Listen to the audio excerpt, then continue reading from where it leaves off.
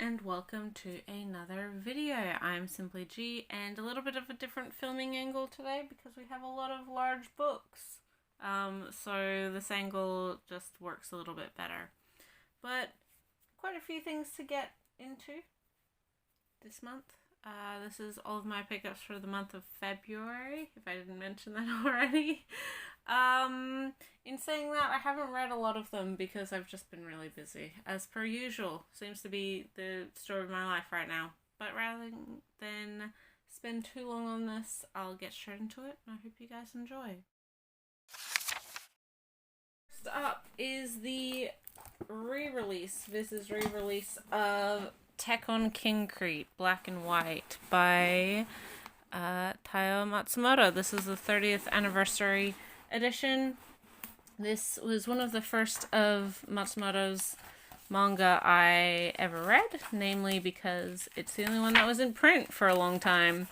This is a fantastic single volume series or collected omnibus edition. We've had a soft cover version for a long time. Viz also did put out singles back in it was either the late 90s, early 2000s. So this series has been around for a long time. I'm not sure if that softcover edition has been widely available for all of that time, but it is one that is probably the most well-known of Matsumoto's works aside from Ping Pong. Namely because this series does have a movie adaptation, anime movie adaptation, which is also very, very good. I highly recommend this book. If you haven't previously experienced or owned Tekken King Krete, I'm a really big fan of the series. And I do actually have the previous version of this. I just wanted to see kind of the differences, and I do always kind of prefer a hard cover copy when it is available, especially for kind of one and done single volume books. Yeah, it's a really lovely edition, very much oversized, just like the previous edition was. It's definitely worth putting your money towards if you are a fan of Matsumoto. Although I wouldn't say like rush out and buy this if you do already previously own the series, aside from maybe like if you own the 90 or like the single volume editions. I don't know. This one, great for collectors, great for people new to the series. A really nicely done anniversary release for this very, very, very, very, very exciting and amazing series that really does stand the test of time. It is technically also a debut, but also a re-release. This is one that I've been curious about because I do love the series. This is an interesting new, I guess, venture for this publisher. Not entirely new, but it was something that hasn't really been done before in this capacity. But this is Vinland Saga's Deluxe edition. This is the series by Makoto Yukimura. This is like the Berserk Deluxe editions from Dark Horse. This is a 3-in-1 edition from Kodansha. It has a bunch of color art in there. It does have author notes and everything as well. It's also a faux leather cover. It's also a series that I think if you're talking about deserving, quote unquote, a large hardcover, large trim size re-release, this one definitely benefits, like the art style benefits from it in the same way that Berserk does. Do I think this is a necessary purchase for existing fans of the series who already own the 12 or 13 volumes that Kodansha has put out previously? No, I don't think so. Do I think that it's a very well done collector's edition? Yeah, I think so. Or a deluxe version, I guess. Do I think that this series is kind of Do I think this release approach will be profitable for Kodansha? I do. There's certainly diehard fans who will double dip.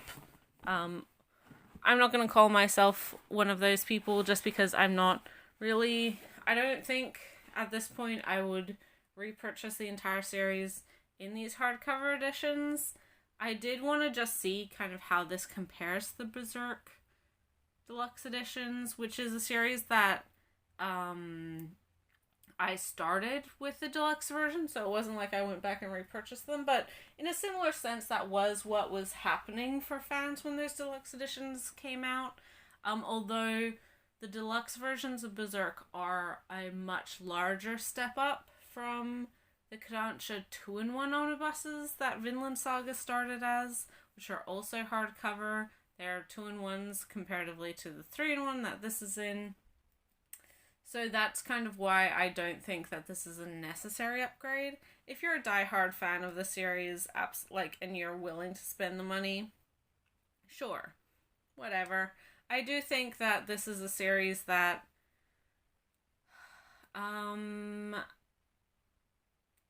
that does have that kind of dedicated, rabid fan base, and I think there's also a lot of overlap with Berserk fans as well. With fans of this, they have very similar theming. One's just a bit more historical versus dark fantasy. Yeah, I mean, it's a really nice release. I wanted to, see how it compared to the Berserk Deluxe release, but also the previous Kodansha editions. I do love this series. I don't really make it that a secret. I think it's phenomenal. But I'm also, I'm not going to be heartbroken if I can't continue this series via this release. The 2-in-1s are perfectly serviceable for me. And considering how much space or lack of space I have for the collection, I do really try to prioritize what I have and what I don't have and what I want to get. We know this, right?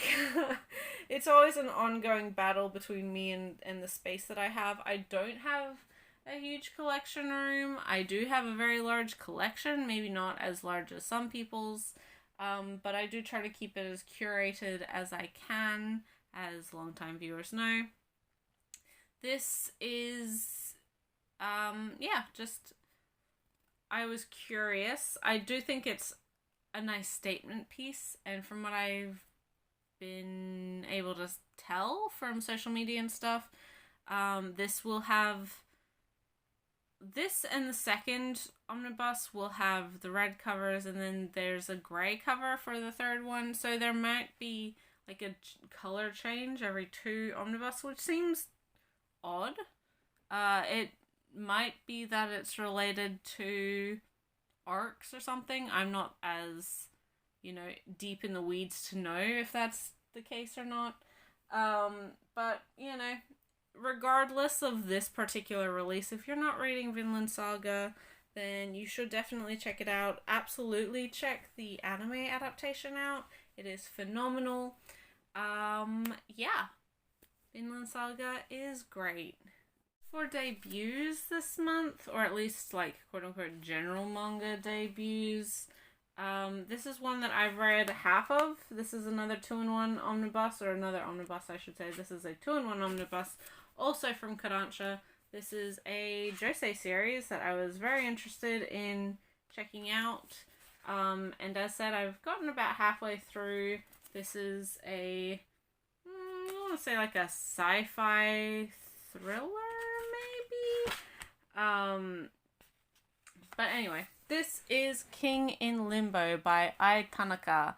This is the story, or it's set in a near future where a soldier, military veteran, has suffered grave injuries.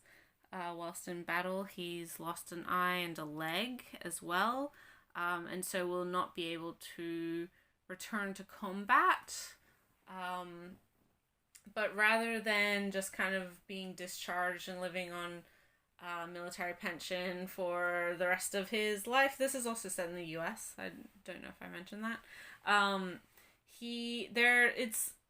It's about like 80 years in the future, if I'm remembering correctly. Maybe not.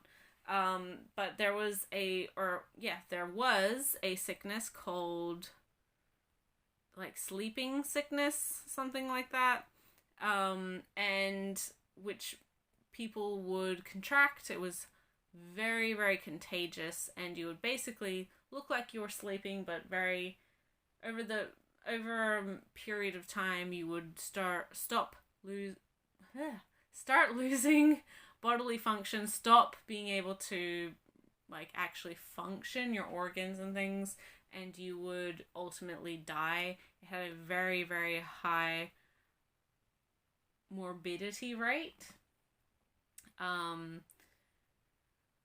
But there had been successful, I guess, quote unquote, eradication of the sleep sickness by very particular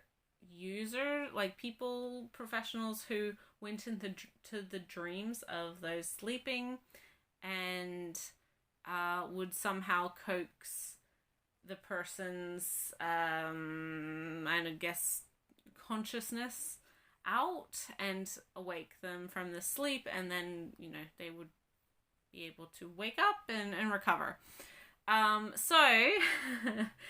namely, all of this was done by, like, one particular person who was able to do this, who they called, called King. I don't know. It was a very, all very hush-hush. Nobody really knew who this guy was. Anyway, this now recovering soldier has been told, or he's being kind of headhunted by the military, or to try and help eradicate this sleep sickness, which has once again popped up. The only way that people were actually able to do this whole going into dreams initially is by having two practitioners. Someone who actually, both of them went into the dreams, but one would kind of coax the person out and one would ground the other to like coax all of them, to get all of them back awake, for the health of both people, or all three of them, I should say.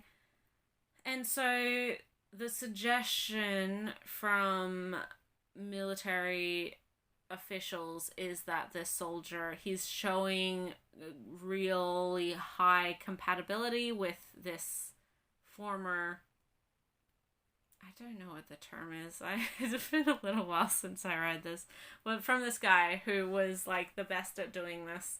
But as said, it's not so easy, because this guy doesn't want anything to do with getting involved with the military or getting involved with the sleep sickness anymore. And at the end of the first volume, we find that he's kind of been coerced, he's been coerced and blackmailed into returning to service, quote unquote, to try and bring these wake these people up, help with these constantly being affected by sleep sickness. The other thing is that this new iteration of it is now, it used to be like if you caught it once, you'd never catch it again, a la chicken pox type thing. But now with this new variant, you can catch it multiple times. So this series like predates COVID by a long time, but the idea of a pandemic and a highly one that really does affect people and can be caught multiple times. It's just like, it's a very interesting climate to be releasing the series in. It's certainly quite sci-fi. It is set in a near future, as I said. I did enjoy, I was really interested. I was curious about the series anyway. It's completed in Japan in 6 volumes. These are 2-in-1, so it'll be 3 volumes all up from Kodansha. I I wanted to see how a new Josei series was going, especially like a sci-fi one. It was one that I was very, very interested in. As said, I haven't actually finished this first omnibus just because I just don't have time, but it is one that I'm excited to get back into. I'm interested to see how this entire story kind of coheses. Yeah, I really liked it. It's not like, I don't necessarily think it's gonna be everyone's cup of tea, but I like near sci-fi stories, or near future sci-fi, I should say. I like the dynamic between these two characters that I've seen so far. It's an interesting setting. Obviously, it might hit a little close to home for a lot of people in this ongoing pandemic world. It's also very interesting always to see how Japanese mangaka kind of interpret America and Americans, and specifically American military. That's an interesting dynamic and dimension to the series. This one also really reminds me of very different series, but kind of similar. Same theme, same similar setting is Otherworld Barbara by Moto Hagio, which is why this also kind of really twigged my interest. Yeah. I am very happy we're getting more Josei in English, and check it out if you haven't and it sounds like your thing. Manga. First up, we have a volume I haven't read yet, but that will be fixed very shortly. This is Shonen Note, Volume 6 by Yuki Kamatani. We are getting close to the end. This is an 8-volume series all up. This is a story about a middle school singer, choir boy, soprano specifically, and kind of his place, his relationship with music, his relationship with singing, his relationship with the other choir members, and his relationship with other boy sopranos. I love this series. I wax poetic about this series every single time we get a volume. And although I haven't read this one, I know that I it's not going to change that drastically in quality. I love Yuki Kamatani stuff anyway. I own all of their series that I have been released physically. But this one in particular is like very, very specific to my interests as a former choir kid, as someone who really enjoys music and choral music, I should say. Yeah, it was beautiful. It's beautiful, amazing. It has such a lovely warmth to it that all of Kamatani's series tend to do, mixed with sort of the bittersweet aspects of life and reality. But done with a lot of care. I just really appreciate the way that Yuki Kamatani interprets the world and people's connections to themselves and their community,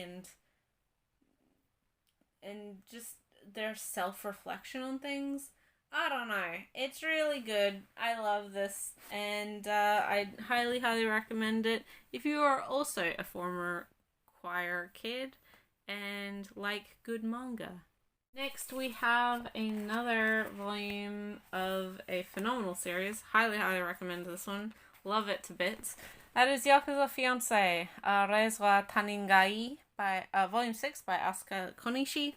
This just continues to be such a great series. I love the dynamic between our main characters.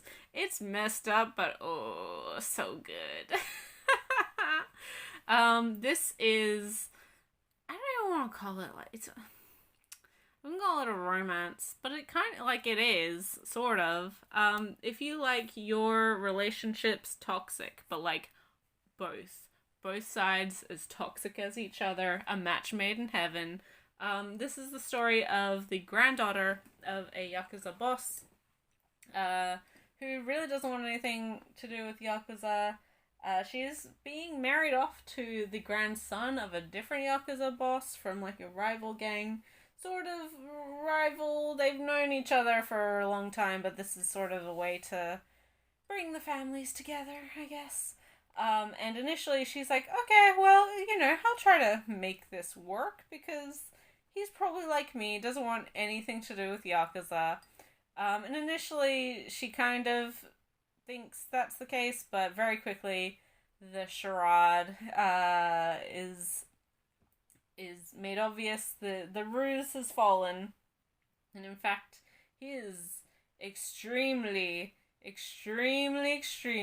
very into being part of the Yakuza, or being within the Yakuza. He is messed up, and he doesn't he's sort of on his best behavior initially because he's expecting someone who is much more demanding and much more spoiled and much more like they were raised in the Yakuza. And so when he's met with this fairly normal, at least initially, girl, he's very bored, and tells her to her face, like, you're extremely boring, and why don't you put yourself to use and get out of my face, and, whatever. Not in those terms. He basically tells her to put her good body to use, as a sex worker, and that's really the only use he'd have for her.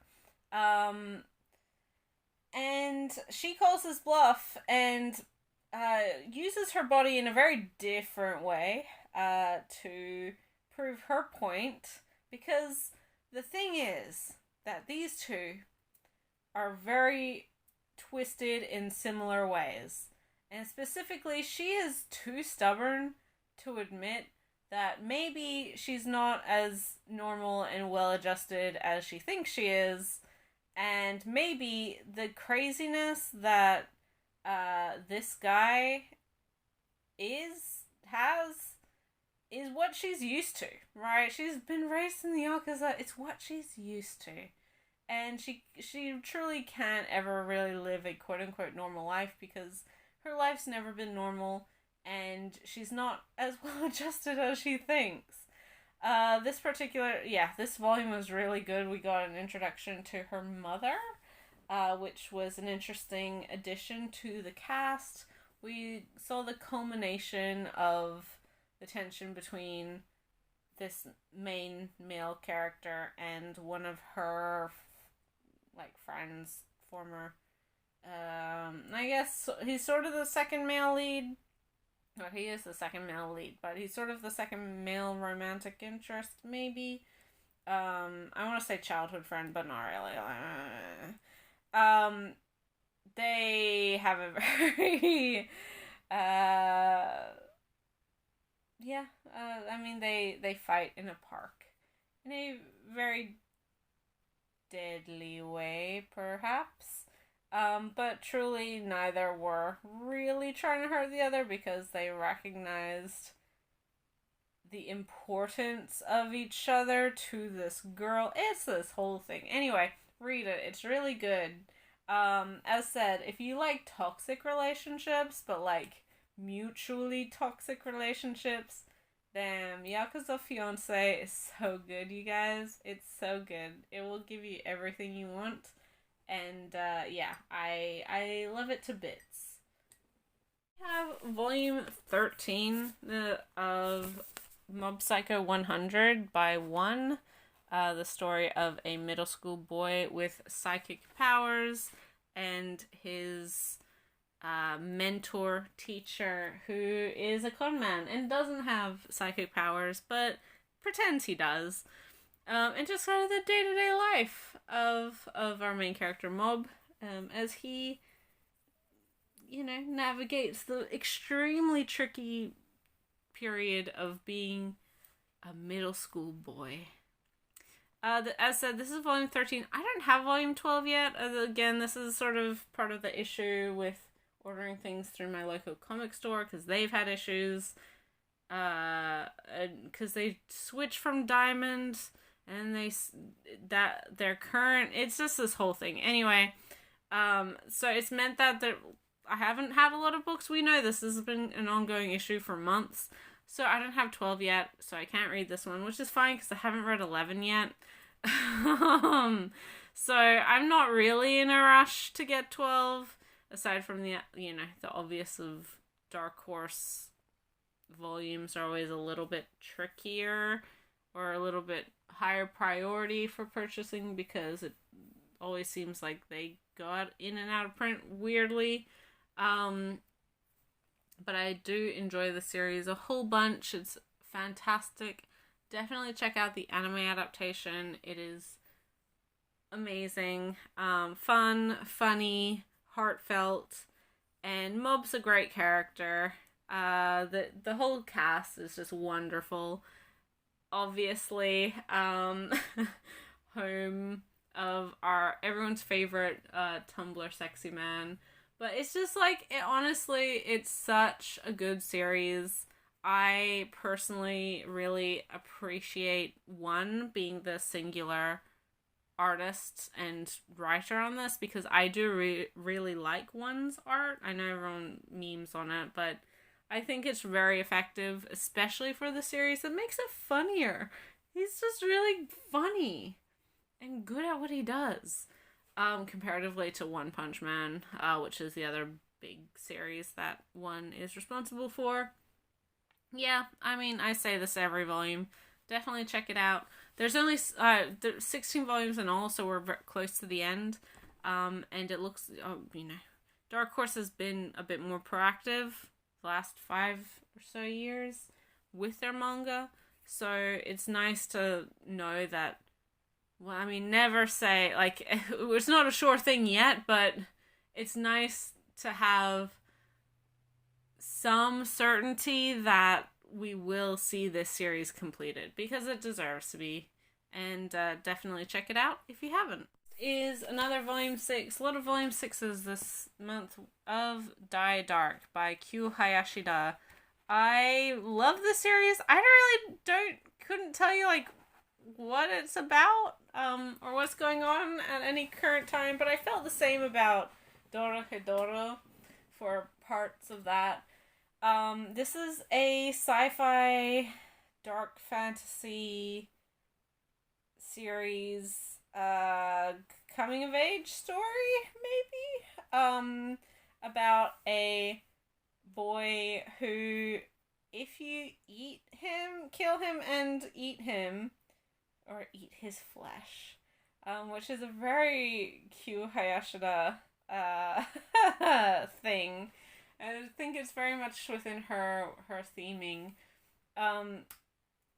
There's rumors that killing and eating his body will grant you whatever wish you desire, or immortality or something. I don't really remember. Therefore, he is constantly being hunted by people who want that. He has kind of a personal assistant knapsack style buddy who's, I guess, technically meant to be like a spacesuit, but also has awareness. And so they're just like both they're on the run together, and it's sort of the shenanigans of their life, living on the edge, undercover, in order to not get murdered by a whole bunch of people who want to gain his immortality. Because he does have an immortal body, that's the whole point. And so it said, yeah, if you can kill this guy, you'll become like the Emperor of Space or whatever. So yeah, I mean, that's a motivation that'll get you going. But mostly, like with Dorohedoro, where it's like a whole bunch of weird, quirky characters in just a horrible, terrible world, just kind of like living their lives and having fun and just hanging out. I love Dorohedoro. It's fantastic. I highly, highly, highly recommend that series. Die Dark is, I also really enjoy. It's a little bit early in its storytelling. I don't know how long this will be. It is denser, I think, with like what's happening even in this 6th volume. I would say that like Dorohedoro, like volume 4 is where it really kicked off, and that is sort of we are farther along, not just volume wise, but like page wise with Die Dark. So like the vibes are very similar, even though the settings are different. If you enjoy one, you'll enjoy the other. Yeah, it's fun. It's funny. You'll read it and you're like, man, I also relate to going to Space IKEA and then getting lost in a black hole of time and you don't know what the hell's going on. Because that is pretty much what's going on in volume 4 or whatever it is of this. I mean, as always, Q Hayashida's stuff is not for the faint of heart. If you're squirmish about violence and gore, there's a lot of that always in her works. But if you like found family with just a whole bunch of weirdos, if you're enjoying the dynamic of Dorohedoro, or even like Delicious in Dungeon, I know that's the anime is very popular right now. You'll vibe with this, I think, if again you're not squeamish about blood and guts and gross stuff. To the Yuri and BL. First up, we have a Kickstarter volume. This is a single volume Yuri title. Technically, it's a doujin. Released in English. This is The Murderer and Her Runaway Desire. This is a very... It says here like R18 adults only. That is for sexual content. It is also not for sexual content. Anedo is the mangaka or dojinka. That is for sexual violence, physical violence. This is the story of a high school teacher who is secretly a serial killer. And one of her students realizes that's the case and is blackmailing her into a relationship, pretty much, because she's also just fucked up and twisted. This is toxic, mutually toxic relationships. Yeah, I wouldn't recommend this if you are wanting a light, fluffy romance, queer romance between girls. Like, the least problematic thing is that it's between a teacher and an 18-year-old student. That's not even anything. Do I recommend this? I thought it was really good. Do I recommend it without the caveat that it's a horror manga as much as it's a Yuri? As long as you're aware of that and you know what you're getting into, then sure. You know, it is completely in English. I think they are planning on releasing it. Broader release, art style, like so. Just trying to make sure we're not on anything too graphic. But yeah, I mean, if you're wanting a queer or like a Yuri manga, a genre Yuri manga, then this might be what you're looking for. It's not going to be for everyone, but it might be what you're looking for. And if you like horror, if you like ladies killing people and or, you know, being terrible to each other, then this might be what you're looking for. Check it out. I'll link the Kickstarter down below in the description, which should probably have a link to broader, wider release, specifically from the Dojinka. So if for those who might be interested.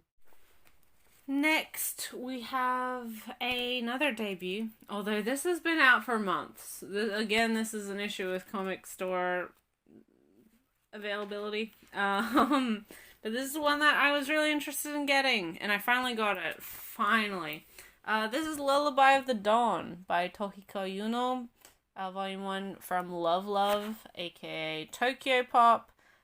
This is a BL about a fantasy world where these dark shadows rise up from the oceans every night, and a set amount of guardians who are chosen from birth and who are born with this white hair and black inky fingertips. They're chosen and isolated but trained up until they hit a particular age and go out to kill said shadowy creatures. Our main character, he lives in a village, and typically these guardians are very short-lived. They serve for a couple, however many years, and then are ultimately killed. They're overtaken either by these shadowy monsters or by this, affliction that is caused by them being chosen to be guardians. The more guardians they kill, the more their body is stained with this inky substance, which ultimately kills them. So our main character, when he was quite young, basically saw the guardian of his village and was enraptured, and basically wanted to be involved in this guardian's life for as long as he could. Jump cut to many years later, and surprisingly, this guardian's still around. He is the longest serving guardian in the country, and that may just have something to do with the close relationship he has with this village boy, who is no longer a boy. He is a strapping young lad with extremely broad shoulders. Yeah, I really enjoyed this. I knew I would, and so this was one that when Tokyo Pop, aka Love Love, announced the license for it, I knew that I would pick it up eventually. I wanted to pick it up. Unfortunately, it just meant being picked up eventually. I think there's 2 or 3 volumes out now currently, so I need to play a bit of catch up. But yeah, really enjoyed this first volume, and check it out, especially if you like if you like fantasy BL, then this is another good one. You really have your pick for this sort of thing. But it's beautiful, art's done really nice. Nothing explicit, at least not in this first volume. It is much more plot focused than just porn without plot style of BL. So yeah, worth checking out.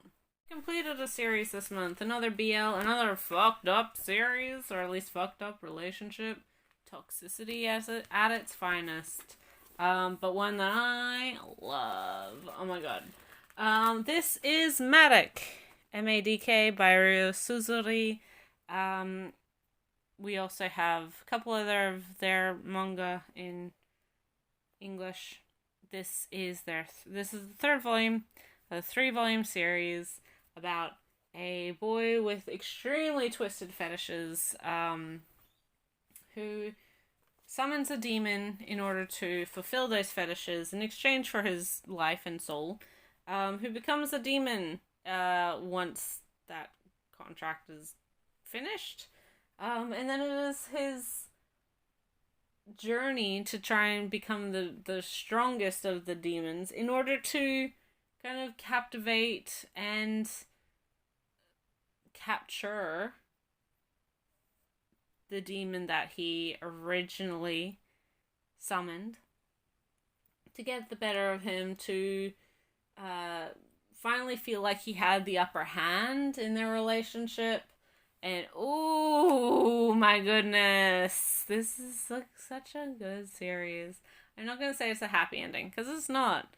This series was never going to have a happy ending. It's very, twisted. Again, a lot of toxic couples in this particular particular month of reading. But yeah, man, this is a good series. If you like dark horror BL with very graphic monster fucking and all sorts of things, body horror to the nth degree, then absolutely check this one out. The art's also beautiful. Yeah, Madic is fantastic. Just don't go into it expecting a sweet high school romance between two lovely, blossoming teenagers. That is not what this is. But very, very, very, very, very good. One I haven't read yet, but this is the penultimate volume of Barbarities by Suta Suzuki. This is volume 3, released by Seven Seas, and if it would stand up, that would be good. This is the story of an advisor to the young king, Joel, this character here, and a bodyguard or knight or whatever, called Adam. Very much an opposites attract story of this very uptight and principled advisor and this flirtatious man whore of a visiting knight, Adam, who initially is absolutely just out to party and enjoy himself with the lovely young people of this new country, but very quickly falls head over heels for this advisor because he doesn't give him the attention that he wants and so often demands. And yeah, currently there's the young king. There's an attempt on his life, and so Joel has been accused of this assassination attempt because he's not perceived to be religious for the main religion of this country that they're in.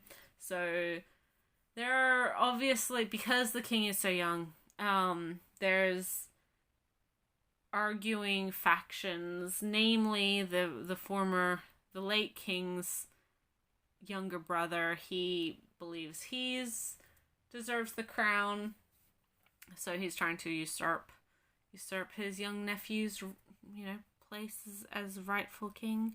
Yeah, I haven't read this one, but it's really good, and only one more volume after this, so 4 volumes and complete, so not super duper long. Not least, I got one light novel. Also, haven't read this one. Light novels really, unfortunately, get shifted to the end of the pile. I just haven't read anything, full stop, at all for weeks, which is bad. But this is volume 6 of The Case Files of Jeweler Richard by Nanako Tsujimura, and with cover illustration by Utako Yukihiro. This is I talk about this series all the time. I love this series. This is a quote-unquote soft BL, maybe. I don't necessarily know if the BL tag is officially attached to it, but it's the story of a university student who has a real strong sense of justice, and one day he saves a extremely beautiful looking foreigner who introduces himself as Richard and explains that he is opening up a jeweler store or jeweler in oh my gosh, in Ginza. That's what I'm trying to think of. Jeez, I don't know where my words are today. In Ginza, and basically offers him a job as kind of a part-time assistant helper, to which our main character Seiji absolutely agrees, And so it's a very episodic series. Each chapter typically focuses on a particular gemstone and the customer that brings that gemstone in. But whilst that's all happening, we do get further insights, or insights full stop, to both Richard and Seiji, their relationship to each other, but also the relationship to their families, namely, and how they've become the people that they are today.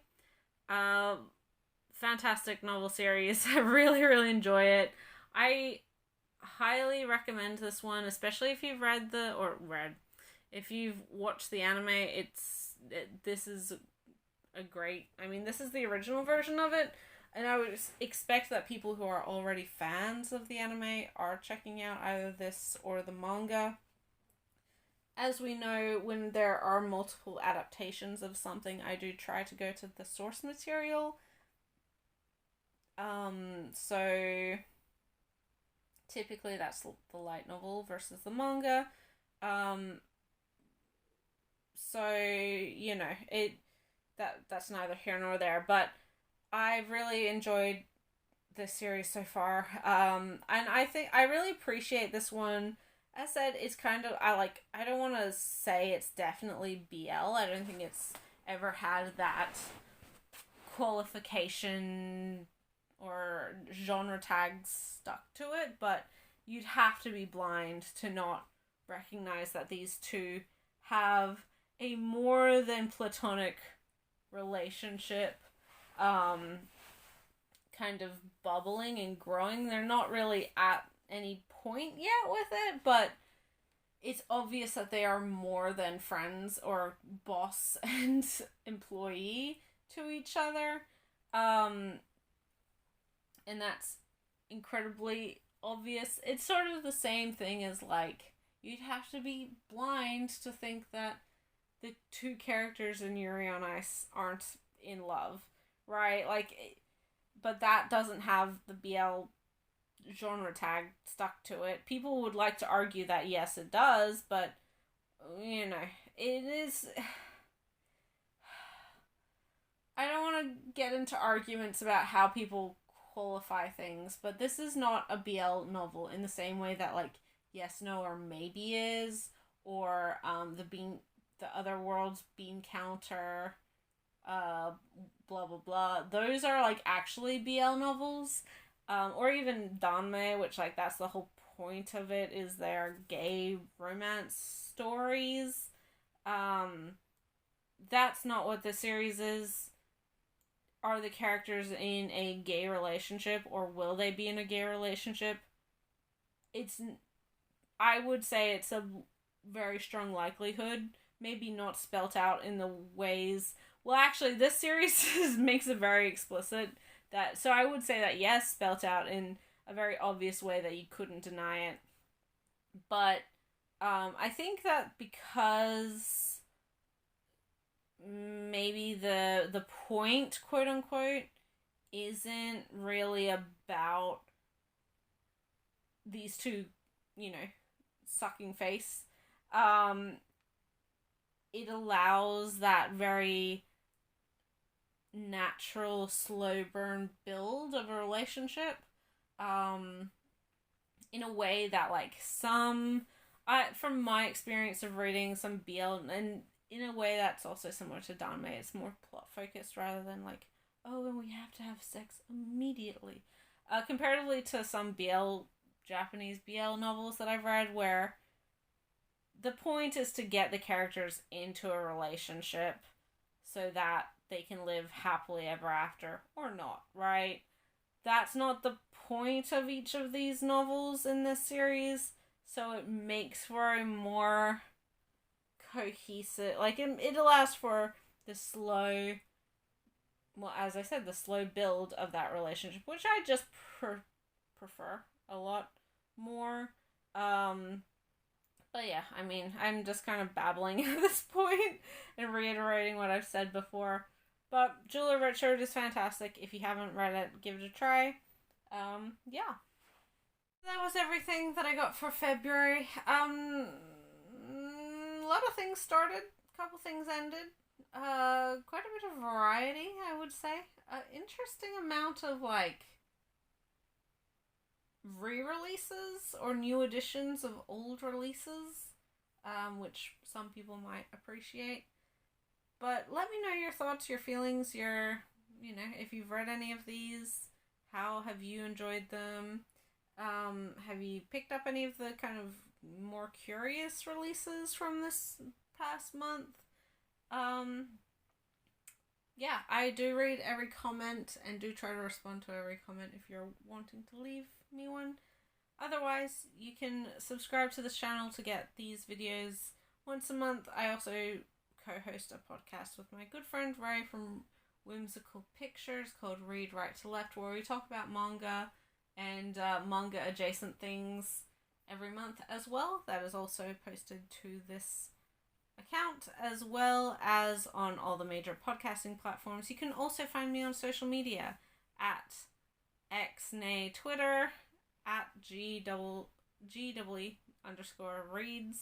I post about a lot of stuff there, namely manga stuff, but sometimes not manga stuff. Sometimes just stuff about me. My day-to-day work life, which is sometimes boring, but sometimes interesting. So, I'm not willing to jump to another social media site. I'm just over it. Once Twitter dies, once it dies, then so too can my social media presence.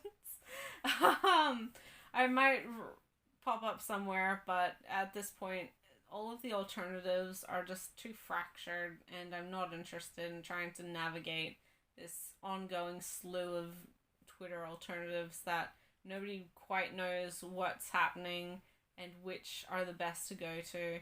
I guess Blue Sky, but I don't want to be on social media. I hate it. And it takes up so much of my time. I hate it.